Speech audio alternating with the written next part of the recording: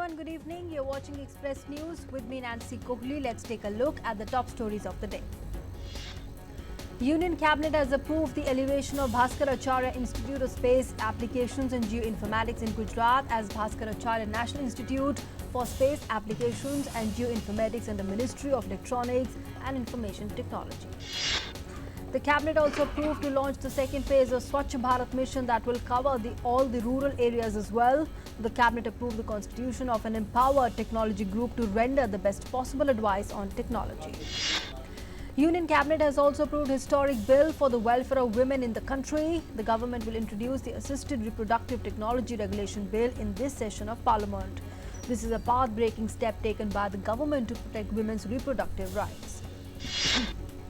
In another important decision, the Cabinet approved the constitution of 22nd Law Commission of India for a term of 3 years to give a boost to dairy farming. The CCEA approved upward revision of interest subvention from up to 2% to up to 2.5% per annum under the Dairy Processing and Infrastructure Development Fund.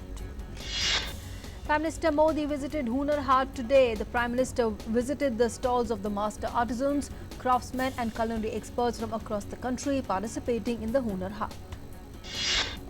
Prime Minister Modi said the Hunar Haat reflects the government's commitment to providing employment opportunities as well as preserving and promoting India's indigenous traditional legacy, several of which are on the verge of extinction. Prime Minister Modi paid tribute to Chhatrapati Shivaji Maharaj on his Jayanti. In a tweet, the Prime Minister said that Shivaji's life continues to motivate millions and Chhatrapati Shivaji Maharaj made a mark as a valorous warrior and an outstanding administrator.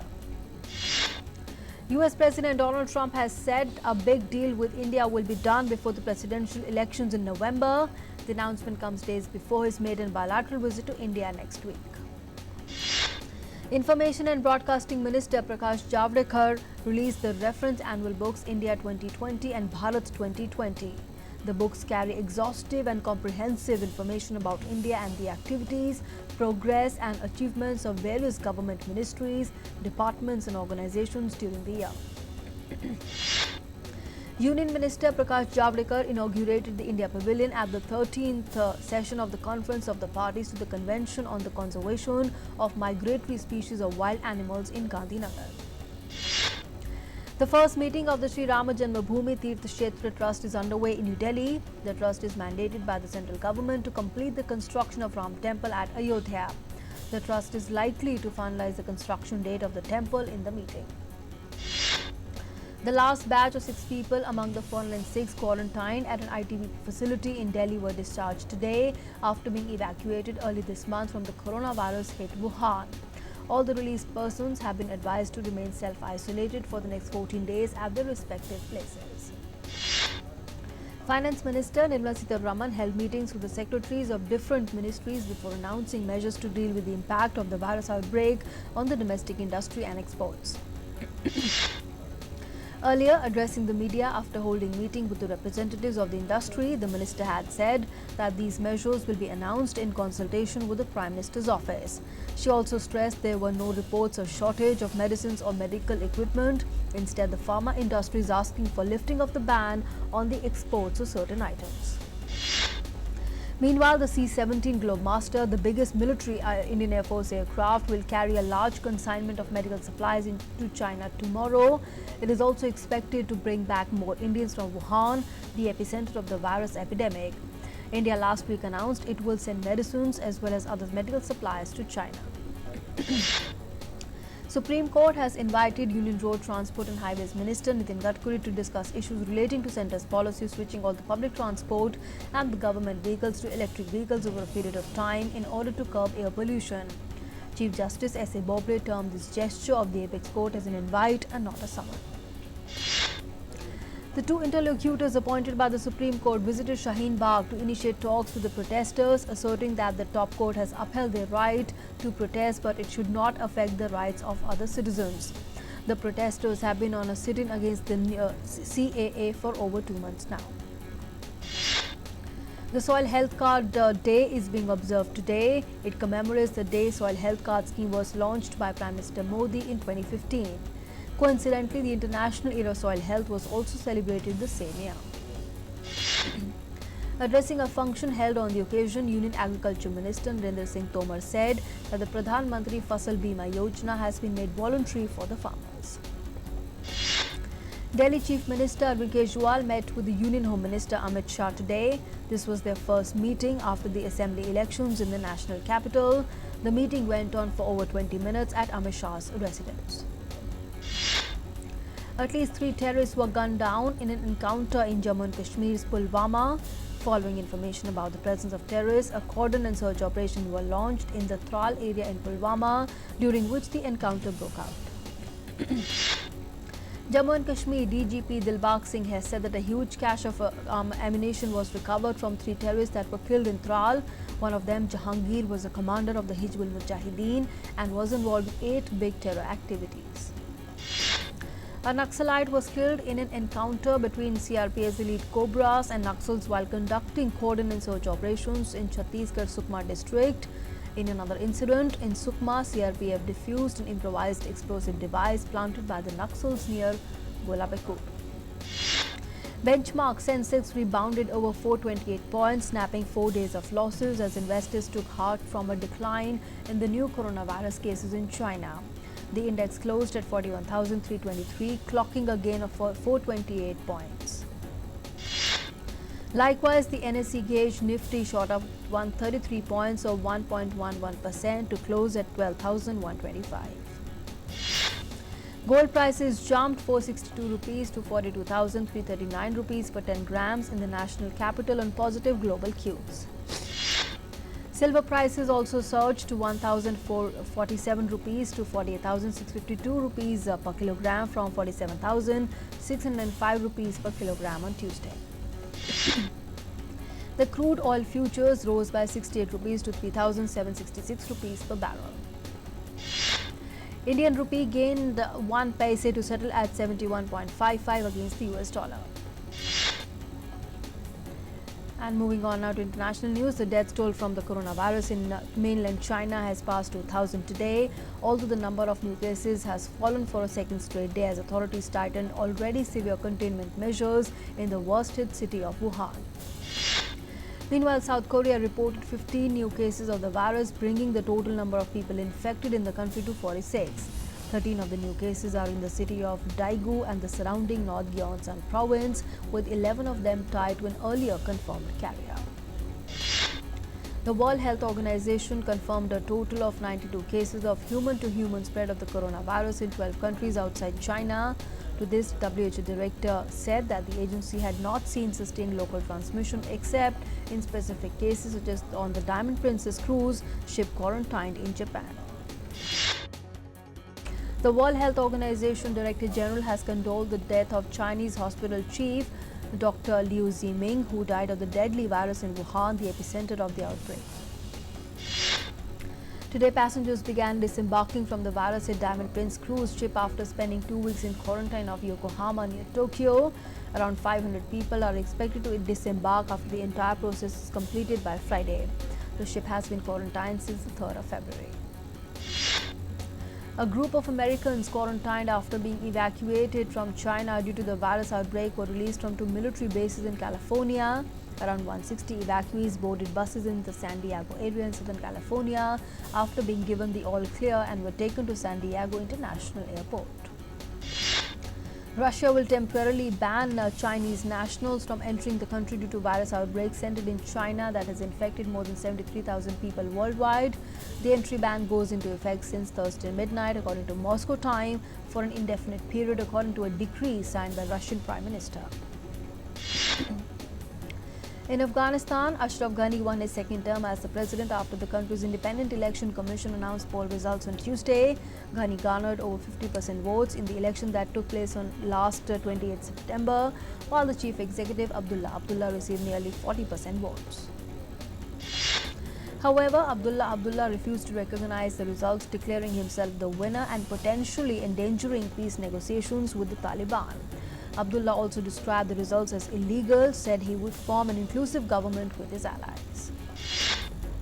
The Taliban also rejected Ashraf Ghani's win, with further putting into question a US peace plan that calls for reduction in the violence. Meanwhile, Afghanistan's acting Interior Minister Masood Andarabi said that an agreement between the Taliban and the US forces to reduce violence will come into force within the next 5 days while addressing a gathering of provincial police commanders in Kabul. The Syrian government forces have secured the final portion of the Damascus-Aleppo highway, also known as the M5 highway, after capturing the town of Kafr Naha in northern Syria and have set to work removing rubble and barricades left by the rebels. The Syrian army already declared the highway secure a day earlier. In Turkey, a leading rights defender, Osman Kavala, was detained just hours after a court ordered his release from the jail. Kavala and 8 other defendants were acquitted by a court outside Istanbul in the highly controversial Gezi Park trial, only to follow a new arrest warrant from the Istanbul prosecutor's office. Libya has suspended talks hosted by the UN to halt warfare over the capital after eastern forces shelled Tripoli's port, killing 3 people and almost hitting a highly explosive gas tanker. Both have been trying to take the capital in a year-long campaign, displacing at least 1.5 lakh people. In Peru, at least 12 people died from dengue, with 5,480 cases reported nation so far in 2020. The authorities have declared a health emergency in the hardest hit regions, including Loreto and St. Martin, where more than 4,300 cases have been reported so far. At least 7 people were killed and 11 more injured when a passenger vehicle exploded while traveling down a highway in southeast Colombia. The explosion occurred in a rural region of Cauca province. The explosion hit 2 other vehicles and forced them from the road, injuring those inside.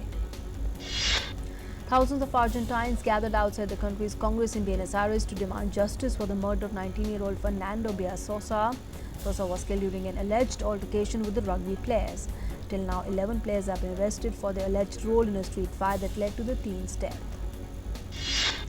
Brazilian President Jair Bolsonaro said that he is pushing a bill through Congress to allow commercial mining and agriculture on protected indigenous lands, as he met with the tribal leaders to announce a credit line to support indigenous farmers who have developed soy plantations on their reservations.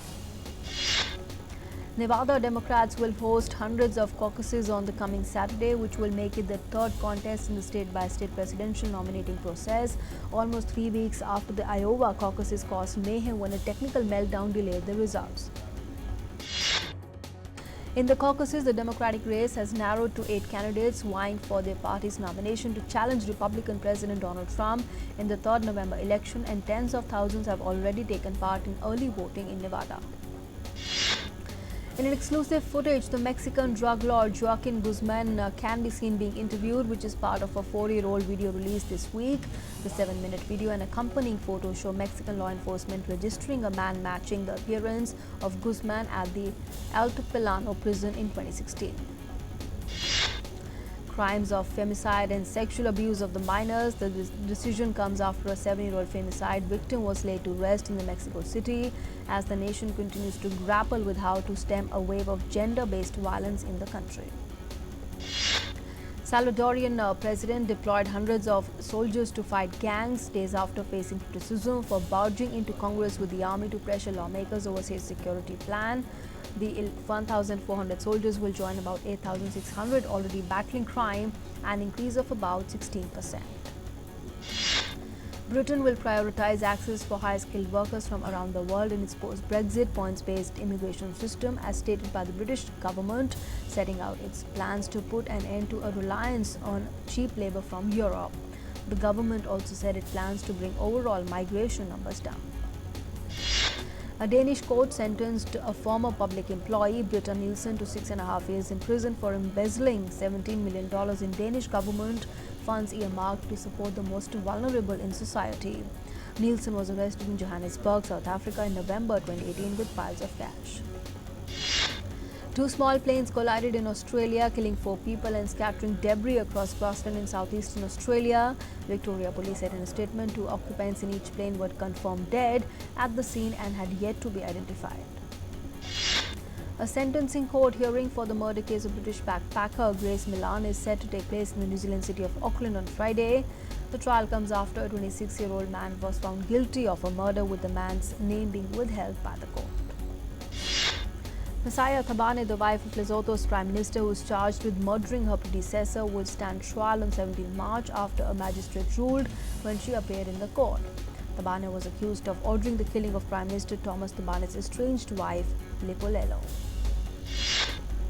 Navi Mumbai will host the final of the FIFA Under-17 Women's World Cup on 21st November. 5 host cities across India will be hosting 32 matches involving 16 of the world's best youth team in women's football.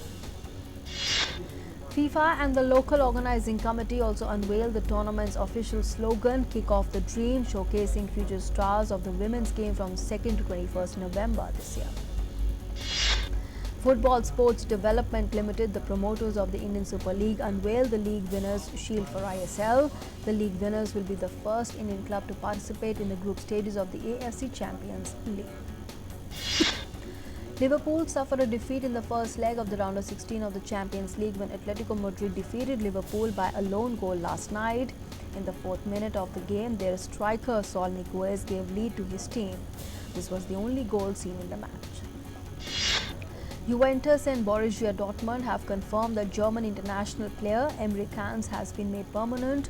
The 26-year-old, who can play as a defender or a holding midfielder, joined the Bundesliga outfit on loan last month. Top English Premier League club Liverpool FC has confirmed Delhi as the next stop for its interactive road show, LFC World. Liverpool legends Emile Heskey and Jason McAteer will be in town for the event to meet the fans. Asian Football Federation's Women's Committee has awarded the showpiece of the 2022 AFC Women's Asian Cup as it will host the games in 2022. Former pace ace Brett Lee feels India and Australia look to be the two most impressive teams in the upcoming Women's T20 World Cup, which has the potential to take women's cricket to the next level. The tournament will commence from Friday with India taking on Australia. Indian captain Virat Kohli rated the World Test Championship as the biggest among all the ICC events in the wake of revelations that the game's governing body is planning to have more flagship white ball tournaments during the next 8-year cycle from 2023 to 2031. India captain Virat Kohli said he is preparing himself for a rigorous 3 years of playing all 3 formats, after which he might reassess his workload amid a transition phase setting in.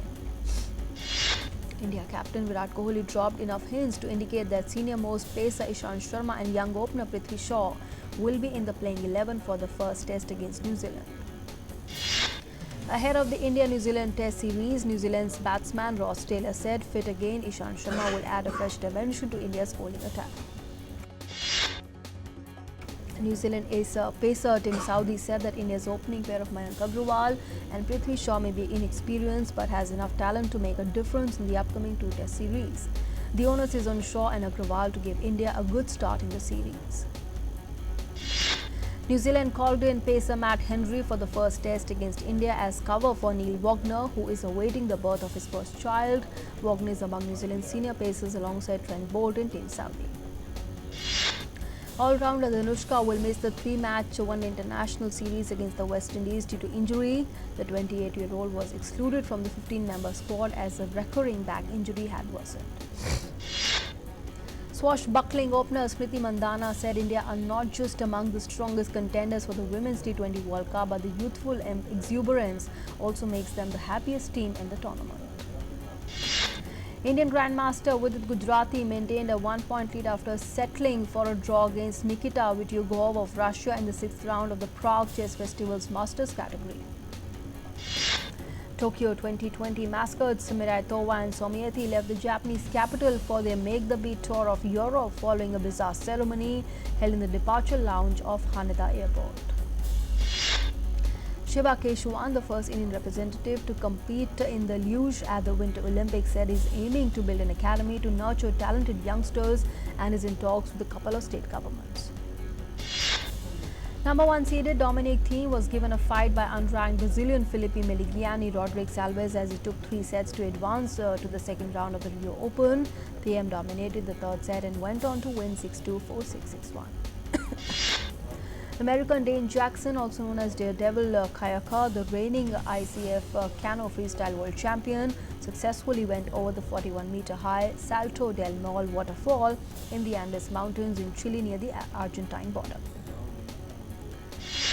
Rita Abel, a 62-year-old wheelchair user fondly nicknamed as a Lego Grandma, has been in a wheelchair for 25 years after she was injured in a car accident. Rita, who resides in the German town of Hanau, has been using Lego to help others by building ramps out of its interlocking bricks. Mexico's Yucatan Peninsula has hit the news again as archaeologists find more artifacts of Mayan civilizations underground in the waters termed the Great Mayan Echo Fire. These sites and the historic treasures will now be preserved and investigated by Mexico's National Institute of Anthropology and History and Switzerland's Ministry of Culture and the National Geographic Society. A Brazilian veterinarian is giving animals a new lease of life. The veterinarian Maria Angela Panelli creates custom-made prosthetics for animals at her practice, helping those with the injuries and disabilities to get up on their feet or their beaks and get moving again. Pilibhit is working hard to revive its flute industry. The project to showcase the 150-year-old industry manufacturing the Indian musical instrument came under the Uttar Pradesh government's ambitious One District, One Product program that aims to encourage indigenous products and crafts in the state. Taking Prime Minister Modi's ambitious Namami Gange plan forward, the villages of Kodayala in Karnataka pledged to clean the Tungabhadra river. They provide Shramdan on every Saturday to clean the river. A watermelon eating contest was held as a highlight of a local fair in Thailand's Pichit province. The festival also features other local produce and products such as birdcage. New techniques and concepts for architectural lighting are catching eyes at the Copenhagen Light Festival. The 3 weeks long festival will conclude on 23rd of February. European Commission President paid a visit to a Brussels University department dedicated to artificial intelligence. The President also experimented with the various artificial intelligence tools, from a robot that can identify colors to automated wheelchairs and a material that can regenerate itself. Spacex announced a new partnership to send 4 tourists deeper into orbit than any private citizen before them in a mission that could take place by 2022 and easily cost more than $100 million. The company also signed a deal with the Space Adventures. A recent study by researchers from the National University of Singapore found that with the progresses of the day, the electrical activity between different brain regions may significantly decrease. Researchers said that the excitation could be the lowest in the morning, increases in the afternoon, and dips in the early evening. The world's first vessel that generates its own power is preparing to set off on a voyage from France to Japan. It has solar panels, sails, and a modified version of the hydrogen cells. The system uses solar and wind power to extract hydrogen from the seawater. Veteran actor-singer Jeanne du Bois, best known for the 1970s sitcom Good Times, has passed away at the age of 74. The Emmy-winning actor died suddenly in her sleep at her home in California early Tuesday. Her most memorable role may be Wilona. Hollywood star Ben Affleck has finally broken his silence about his decision to move away from starring in the titular role as the Batman. The actor, who played the Dark Knight in 3 films in the DC Entertainment universe, revealed that his divorce from actor Jennifer Garner and a troubleshoot on Justice League prompted him to abandon the role. Bollywood actress Deepika Padukone shares her new look for playing the character as Kapil Dev's wife. Romy Dev in Ranveer Singh's starrer Kapil Dev's biopic 83. Shah Rukh Khan denied the offer to play the legendary role of Mogambo in the remake of director Ali Abbas Zafar's Mr. India. Reports stated that the SRK will not be taking up any more negative roles. Actress Malaika Arora shares a picture of her son Arhan and Kareena Kapoor's son Taimur Ali Khan on Instagram. Fans showered love on the picture through likes and comments. Bollywood actors Deepika Padukone, Katrina Kaif, Anushka Sharma, Ananya Pandey and Alaya Furniturewala stunned all while walking on the red carpet at the Femina Beauty Awards 2020. US company Black Hole Studios and the University of Reading is planning to build the largest purpose-built film studio at the Thames Valley Science Park in the UK. Veteran filmmaker Martin Scorsese has revealed his next directorial, Killers of the Flower Moon. The film will feature his favorite leading men, Robert De Niro and Leonardo DiCaprio, as the first Western of his career. Multiple award winner Melissa Leo will lead Fox's drama Pilot Blood Relative. Leo will play the role of Lewis Kelly in the series based on an article written by James Renner. Hollywood star Gerard Butler will be headlining the STX Films action thriller Remote Control. John Mathieson will direct the movie from a script by Mark Burnell. Extraction is set to start streaming from 24th of April. The film starring Hollywood star Chris Hemsworth is directed by Joe Russo of the duo Russo brothers.